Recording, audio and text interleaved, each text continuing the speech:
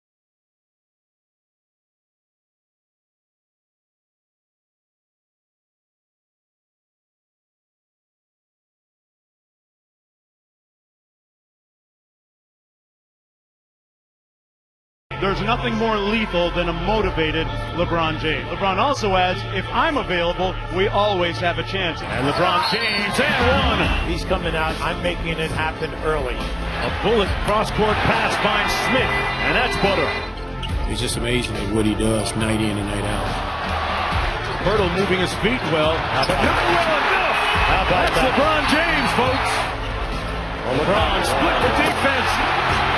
I've never seen anything like it. 17 assists, 35 points, and no turnovers. It's just mind-boggling. James kicks it out to the corner. Lob for three. Great pass by LeBron James. What is your motivation year 15? Do you believe me yet? There's nothing more lethal than a motivated LeBron James. LeBron also adds, if I'm available, we always have a chance. And LeBron James and one. He's coming out. I'm making it happen early. A bullet cross-court pass finds Smith, and that's butter. It's just amazing at what he does night in and night out. Hurdle moving his feet well. Not well enough. How about that's that? LeBron James, folks. Well, LeBron split the defense. I've never seen anything like it. 17 assists, 35 points, and no turnovers. It's just mind-boggling. James kicks it out to the corner. Lob for three. Great pass by LeBron James. What is your motivation year 15? Do you believe me yet?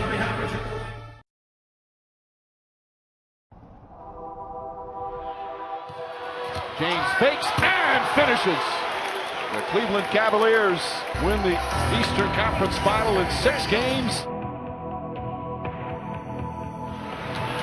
James putting the muscle in his hustle and one. They will put the Raptors to rest. 4-0 sweep. What has Cleveland and LeBron James represented to this team? Definitely an obstacle, especially last few years. Making it to the Eastern Conference Final, going 6 games. So last year getting swept, was our opportunity that of us climbing the mountain knocked us down, and we had to rebuild and understand if we get back there, how do we get past that? So definitely an obstacle. You're playing against a guy who's been to 7 straight finals now. He's a guy who will be a Hall of Famer, top 3 NBA all-time players. It makes you want to figure out how to beat him because you want to be able to say, look, I knocked him off his throne. And you don't knock him off his throne and saying he's been basketball, but you can say, look, we're the team that beat him.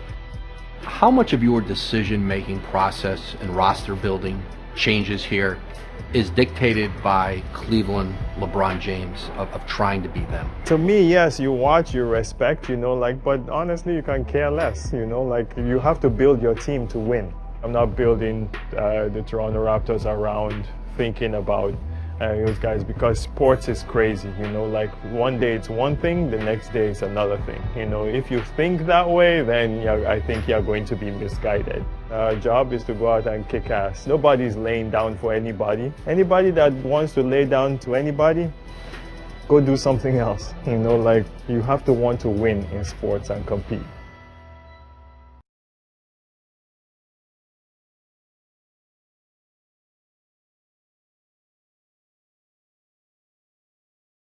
I'm not worried about preparing for the Raptors and that they just played them twice in the last month and a half. And LeBron knows the Raptors, but what about the physical element? That's the part I'm worried about. I mean, when he said after Game 7, I'm spent, like for him to say I'm burned, you know, that's an admission that you don't hear guys like LeBron James say after a first round series. Okay, for him, I mean, you saw it in that game. He was getting leg cramps. You know, he must have drank 8 pounds of water, right? I mean, he was hurting, and he's trying to just steal 2 to 3 minutes a half because they need him on the floor that much. And I think they were lucky to win that series. Look, if it wasn't for LeBron being that great, they would have lost the series. They were outscored by 40 in the first round playoff series. That's like the 3rd worst of any team in the first round of a playoff series in NBA history, right? So they can't get away with that again. And I think Game 1 is really important because one thing they do have on the Raptors is history. They are in their heads. Toronto has that Game 1 losing streak. I know they snapped that the last round, but especially with Cleveland being the team that they have to get past, like this Game 1 is really important, and I don't know how much they have left, but if they can win this, I think it sets the tone for that series for them. Yeah, like you said, Ramona, the rest. So what would you do, Byron, if you were coaching this team, and we know Ty Lue does a great job, and he said they have to be smart with LeBron's minutes. What does that mean when he says we have to be smart? I take it as that we have to try to give him some time where he can rest, in a game. How would you do it, though? Would you do it more heavy in the first half so he's fresher in the second? Probably so. Try to get him as much rest in the first half as possible because you're probably going to need him for 24 minutes in the second half. So if you can get him, 2 or 3 minutes here, in that first quarter, and then bring him back late in the first quarter. Then he gets to the end of the quarter, and now you get a, automatic timeout going into the second quarter. He gets a chance to rest, and then in that second quarter, you take him out, the 7 to 8 minute mark, give him a few more minutes. I mean, he's got to be very strategic with the way he does it, but it's going to be hard because they need him on the floor. I mean, you're right. They got away with the last series. Because he's so great. I don't think he can play that great again this series and beat this team unless somebody on the Cleveland Cavaliers shows up with him. Batman needs Robin, and Robin has not been there, so Batman has tried to carry the whole load. And against this Toronto team, as talented as they are and well as they play at home, and with the chip on their shoulder, like Ramona said, Cleveland's in their head. This is their time right now to exercise all these demons, against this team. So they got to go after this right now. Well, your point about Robin is certainly apt. I mean, it would be apt against any team, but the way they beat Toronto the last couple of times in the regular season was by outscoring them. I mean, it was an offensive just snowstorm, and if you don't have the offense, that's not going to happen again. And they might be a little bit more limited in what LeBron can do. Now, we still expect LeBron to get his, obviously, but there is a player who was relatively successful against LeBron this season. It's a rookie. OG Anunoby didn't stop LeBron. We never say that, but he did better than his teammates did. According to Second Spectrum, the Cavs' offensive efficiency, 28 points per 100 possessions, worse. That is a third worse when Anunoby guarded LeBron than when anyone else took the challenge. And he especially, if you actually look at the plays, it's stopping him on drives. Now, he's not as strong as LeBron, and the regular season is not the playoffs. But, Byron, do you buy that Anunoby can at least disrupt? I don't know if I would use the word disrupt. I think he can definitely challenge LeBron because of his height and his length and his athleticism, and he can make LeBron really work on that offensive end, and that's what you want to do because he's got to exert energy on the defensive end as well. So if you make him really work on that offensive end, then it's going to tire him down some point in time in that game. And this kid has the ability to do that. But we also know LeBron James. He sees all these stats too. He's reading all this stuff too. So we know that he's going to be even more geared up to come after OG more than anybody to prove that there isn't a guy in this league that can slow me down, stop me, or disrupt me when I want to play basketball. So I buy the fact that this kid does a really good job on the defensive end. But as far as, stopping LeBron James or disrupting him, no. No, he can't do that. Yeah, he's one of the elite defenders in terms of driving in the NBA. Baskets, but I think, that stat you showed, which is a nice stat, okay, but they were still scoring 109 points a game. I was going to say, there's no LeBron stopper. Remember over the years, we had different guys in different series. Oh, gee, he's the LeBron stopper. There's never been a LeBron stopper, I mean, look, but there's just, So when he's on him, they still give up 109 points. When he's not on him, they're giving up 137? Yeah. Okay, neither of those are great. So you're not stopping him, period.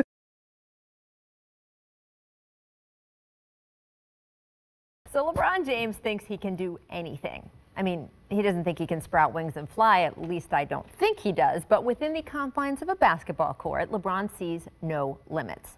No shot he can't take or block, no deficit he can't rebound from, no strain on his body he can't handle.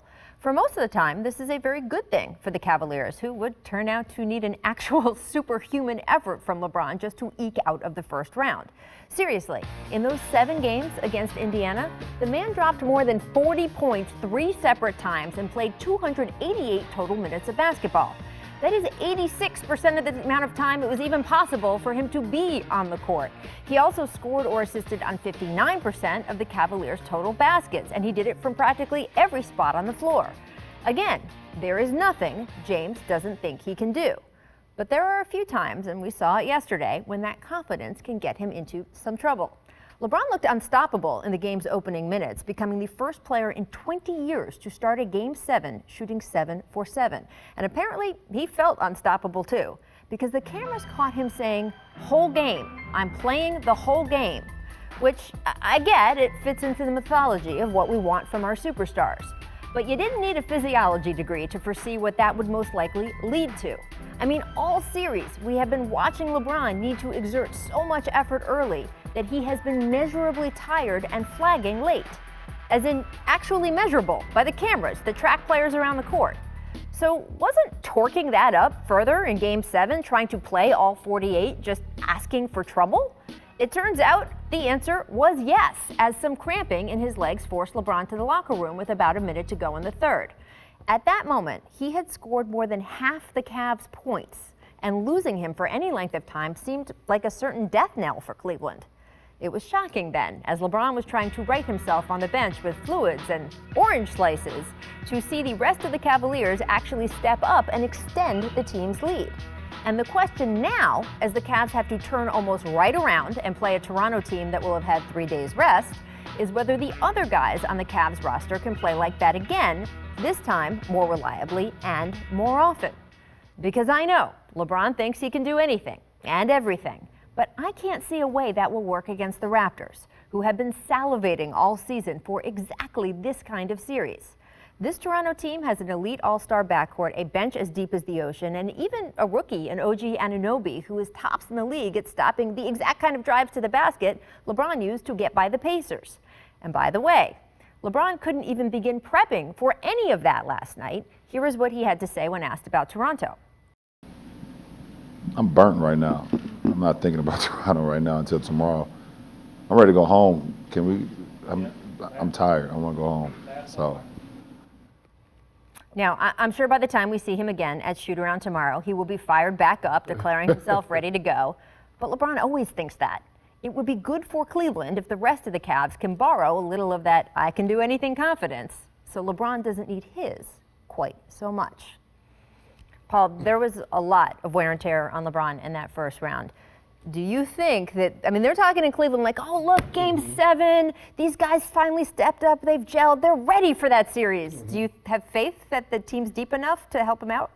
No, I don't have faith that the team is deep enough. But then again, what LeBron has done in this postseason, what he's done over the course of his career, you can't put anything past him. You know, he single-handedly carried them past the Pacers when you thought the Pacers, after Game 1, would probably win the series. They looked that good. You know, I don't think he's had much help, but you know, I'm sitting back here and I'm just going to appreciate the greatness of LeBron James, because I'm not putting anything past him anymore. You know, before I doubted, but just watching him over these last few years, he's enough. He's enough. I'm so glad this is being recorded on television, because you saying this is a landmark event. I've been going back and forth, but you know, even though he doesn't have the supporting cast, he's enough to beat you and the Toronto Raptors. Right. So we know that there is a level of deficiency. Like me and 3 of my friends could not probably, bolster the Cavs enough for them. The question is, where is that line, right? I mean, silver lining. We saw last night, I thought that stretch when he was gone was important symbolically and substantively to watch those guys, revert. It was a 3-point lead turned into a 9-point lead, and I might have that wrong. That was really important. I also thought, look, making use of Tristan Thompson, who probably will come in handy against Toronto. They played 2 conventional bigs. at least to start the game. And to see him, he is probably still their best screener. He got 5 extra possessions on the offensive glass. Like, there's enough margin there where, can you get that? Watching George Hill get to the line. The guy needed 5 epidurals or 1 epidural and 4 other things. Like, but can these guys just make use of their strengths? Can Larry Nance bring the energy? Can Hill manufacture enough points and assists? Can Thompson be useful even though he kind of compromised them in terms of stretch? I don't know the answer to that question, but I'm going to stick with his. Wow. All right. So you watch him, and he's logging all these minutes, but if there's one guy that can do it, it's him. I mean, he's one of the most well-conditioned athletes of this generation. I mean, my hat's off to him. So I'm going to give you credit here, Paul, because of all the guys we've had rotate on this show in the past few weeks, you were the only one who said of the first round, your prediction was Cavs in 7. You were the only one who stretched that to 7 games and said the Cavs would win. So are you picking the Cavs again for this series? I think it's going to be a long series again, and I think the Cavs will win in 7. Now, Toronto, they have to win this early, because when you get into these long runs with LeBron, especially at this age, he knows how to conserve his energy. I watched Game 6. I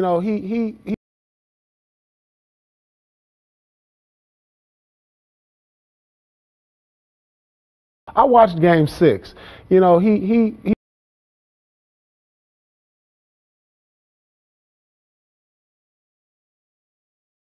I watched Game 6.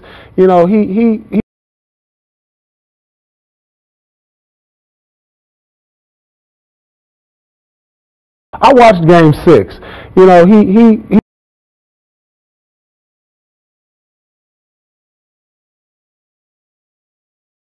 I watched Game 6.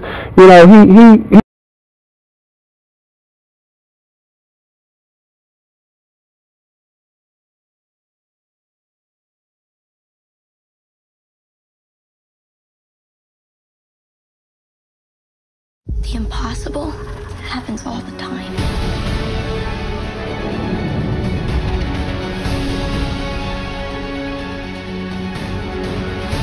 Just have to believe it can.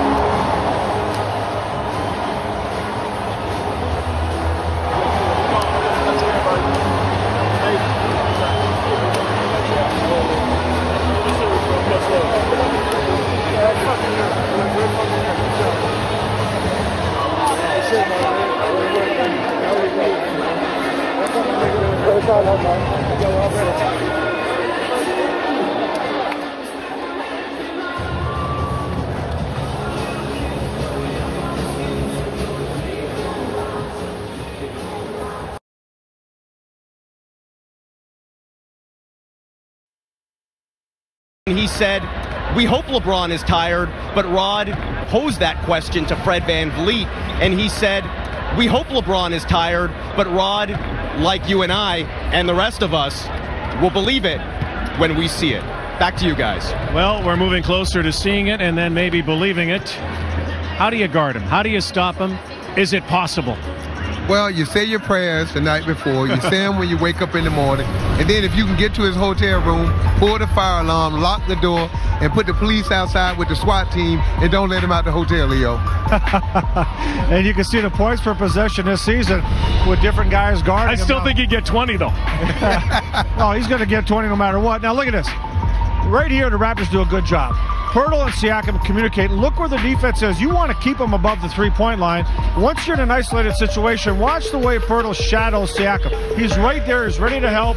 Pressure on the ball. No foul. Get the rebound and go. And Anunoby stays low. Get a screen from Love. He picks up Love. JV steps up. You want to keep LeBron on the outside. Those were good defenses for the Raptors. Now look, Sam, you got a different situation. Raptors, miscommunication. They're running at him instead of holding their position, and you create these openings for LeBron, and when you do that, he kills you. Leo, you got to make him an east-west player. You got to, once he gets down here going north to south, it's over, because that's a Mack truck coming at you in control with all his options available. There's nothing you can do once he gets down here. And you know what? The Raptors can beat Cleveland and LeBron if he scores 40. You have to contain everybody else. But when remember that game in Cleveland, 35, 17 assists, no turnovers, you're not winning that game. No. I kind of like Sam's idea, too. Lots of coverage tonight across our TSN network and on TSN Radio with Paul Jones and Sherman Hamilton. They're standing by with Kate Burness. Thank you very much, Rod. It is time to get dialed in. And gentlemen, we are going to start with the front courts of both these teams. We got Jonas Valanciunas and Kevin Love. And we speak about Tristan Thompson's performance in Game 7 for the Cleveland Cavaliers, but you got to give a lot of credit to Kevin Love, too. He finally broke out for 14 points, and he looked so much more comfortable in that game behind the arc. Well, he did. And Kevin Love can knock down the three-point shot. And when you talk about who has the edge or the advantage, if Cleveland's able to open you up, spread the floor out, and allow Kevin Love to knock down threes, advantage Cleveland. If the Raptors are able to use Jonas's dominance down low and have that paint protected, then the advantage is to the Raptors. Now, Cleveland will present issues for Jonas guarding the three-point line, but he's got to punish him on the other end and make sure Kevin Love has to pay. Well, Sherman, that's a big question. Where does Toronto go with guarding Kevin Love on the perimeter? I'm sure Jonas is going to get him a little bit, but Jonas really has to punish him on the inside. He's got to do a good job of freeing teammates with screening, and he's got to be a good rebounder. He's one of their better rebounders. Yes, he can make the odd three-point shot, and that's great for Toronto.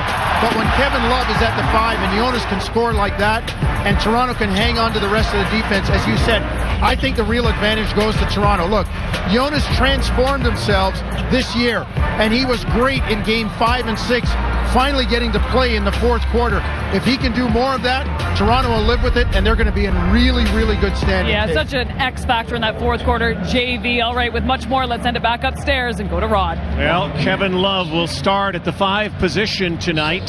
Kyle Korver will be on the floor. Looks like they want to space out Leo and Sam a little bit, get some threes, knock them down. I think what they're trying to do is get JV off the floor. And so Dwayne Casey, we've talked about this all the time. JV has proven that he can guard guys on the perimeter, but he can punish them on the inside. So the chess match has already begun because Ty Lue is trying to make Dwayne Casey make an adjustment early in this game. Jam it down their throats, so JV. If he's on the floor, get it down there early.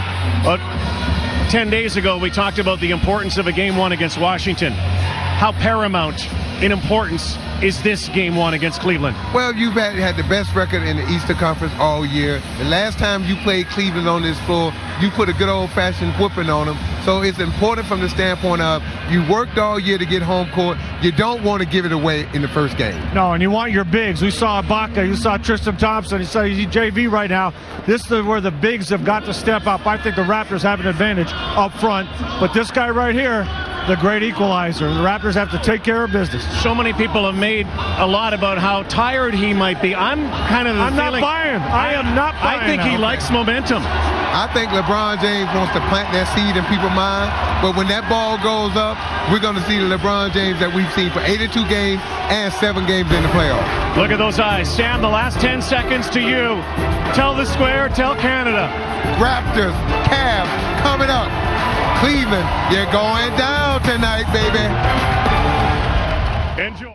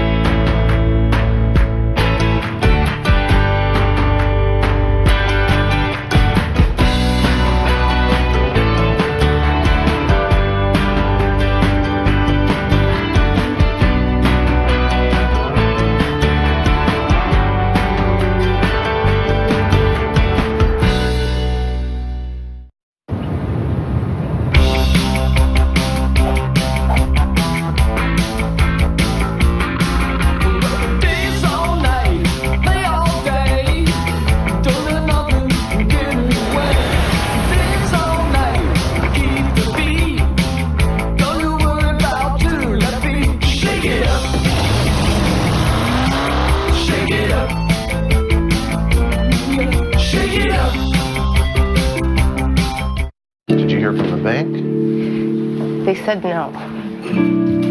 There's dentist, there's car. What are we going to do about that? Yeah. We've been denied from the bank twice, okay? They're not going to call us back.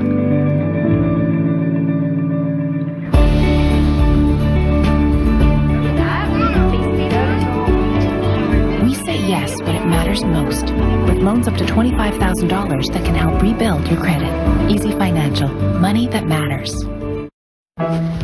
Velvety Soft Royale Velour bathroom tissue is not only irresistibly plush and thick, it will leave you feeling comfortable and clean. Wow. Plush and thick Royale Velour. Try Velour in a popular triple roll for 3 times fewer roll changes. A high-performance car like this, when pushed to the limit, won't settle for anything less than Pennzoil Synthetics. Designed to give you complete protection for top engine performance. Pennzoil Synthetics. Make the switch. It is more than spring, it's summer. What a day. Hello, Canada. Welcome to the square. Welcome to the second round of the NBA playoffs.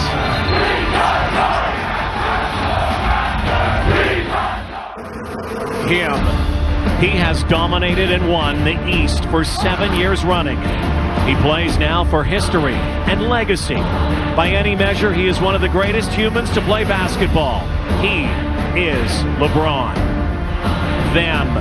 They stand in his way.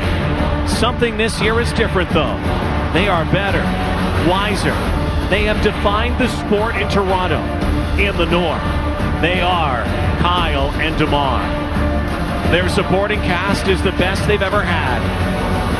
His is a question mark. For the 3rd straight year, the Raptors and Cavs meet in the playoffs. This time it starts in Toronto. It's not just personal anymore, it's everything. LeBron, DeMar and Kyle. The land, the 6. Game 1 is here.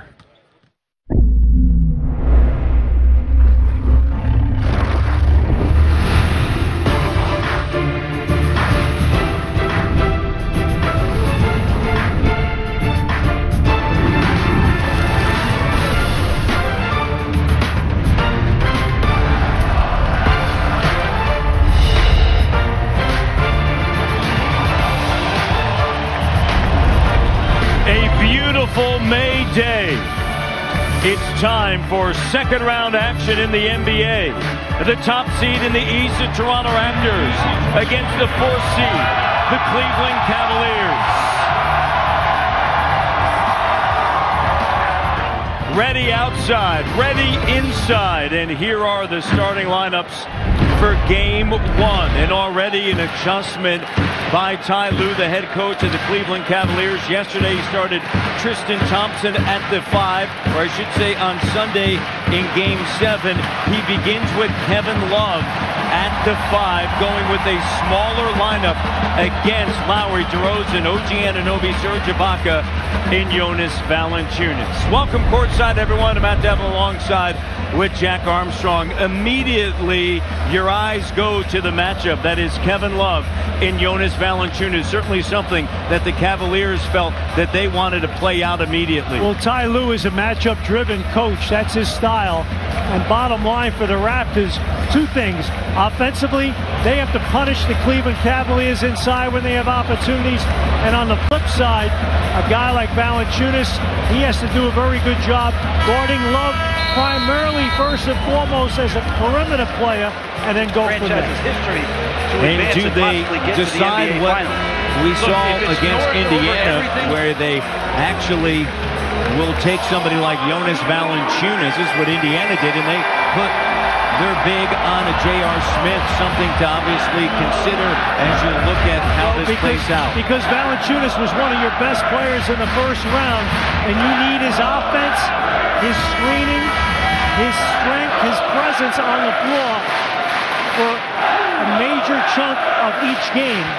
He's one of the best guys you got, and you can't let them neutralize him. He's got to neutralize them. Welcome to the Eastern Conference semifinals. And so this is how it is. The Raptors and the Cavaliers for the 3rd straight postseason. And Jack, maybe for the Raptors, this is how it should be against LeBron James and the Cavaliers. The Raptors, the top seed. Will they be able to go through LeBron? Here's DeRozan underneath. And the Raptors get the bucket. Is this Toronto's time? Is this the Raptors series? We know this is game 1. Hill finds James. Guarded straight up by OG Anunoby. Love with a 2-point shot that doesn't go. Lowry pushing the pace. Kyle finds OG. three doesn't go. Valanciunas on the offensive glass. That's where you want to make them punish the Cavaliers. He's the biggest guy out there on the floor right now. The only guy that can contend with him physicality-wise is Tristan Thompson. Cannot leave the corners open as J.R. Smith's three doesn't go. Valanciunas with a rebound. Great recovery there defensively. Lots of long rebounds when you play the Cavs. They shoot a lot of jump shots. Got to get to the mid-range. Three-point attempt doesn't fall. Derek Stafford, Pat Frere, John Goebel are three officials. Tom Washington is the alternate. Love popped out, and obviously Valanciunas playing him as a perimeter player. He's staying out on him, and then beautiful move that time by Hill, turning the corner. George Hill played in 4 games, started 3 in their first round of matchup against Indiana because of back spasms. Great cut by OG Anunoby. Got the ball in the middle of the floor. LeBron came up on it. Beautiful back cut.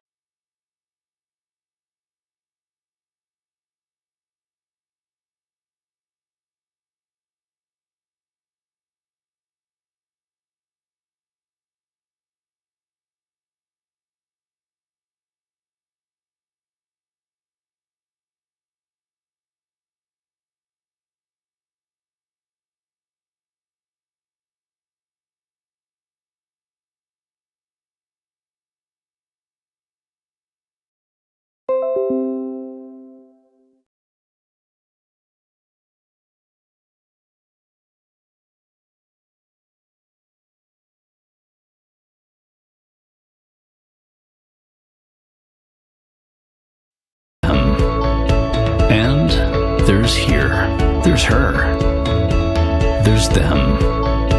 And there's here. The Keg. Why not tonight?